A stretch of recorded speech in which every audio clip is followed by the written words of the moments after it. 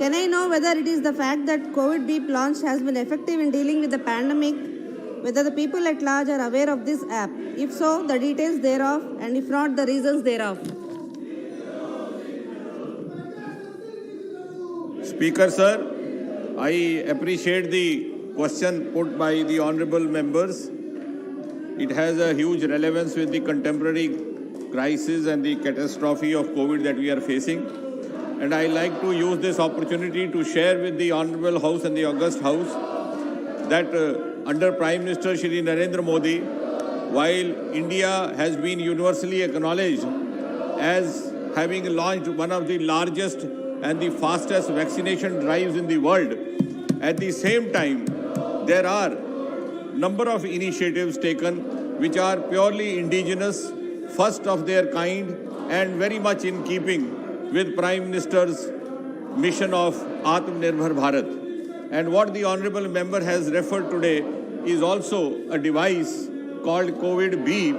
COVID stands for Continuous Oxygen Vital Information Device, also synonymous with the name COVID, and it is a purely indigenous device. I compliment the scientists in the Department of Atomic Energy for having come out with this, and it has been developed by the Electronic Corporation of India Limited and with the collaboration of ESI Hospital, Hyderabad. Now, coming precisely to what the honorable member said, yes, this device is being largely publicized for a wider use. If you want precise details, I'll let you know. We have already supplied more than 500 to the Red Cross Society in Kerala. We have more than 100 being used in the ESIC hospital. Rishikesh AIMS has already procured, and there is a potential order of more than 10,000 from the Ministry of Labour and Employment. We are also engaging with the Ministry of Health and Family Welfare. The presentations are going on. I think this is a unique device in the sense that it is very handy, and it is not only usable for individuals like you have oximeter, it can be used also in the hospital setting.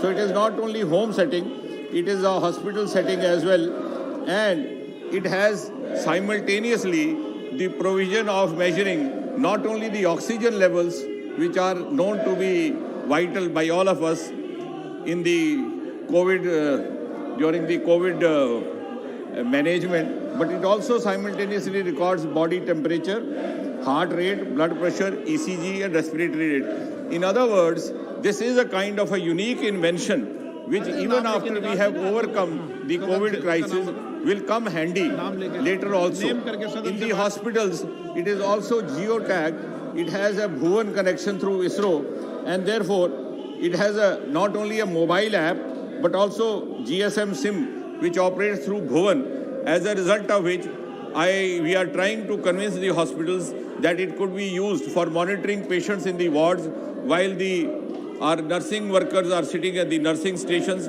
or consultants are sitting in the rooms. So without going close to the patient, which is also a kind of an SOP to be followed in COVID times, this could help in also managing and at the same time also ensuring that the quarantine and other appropriate behavior is being followed, because any movement of the patient or the individual will also get recorded.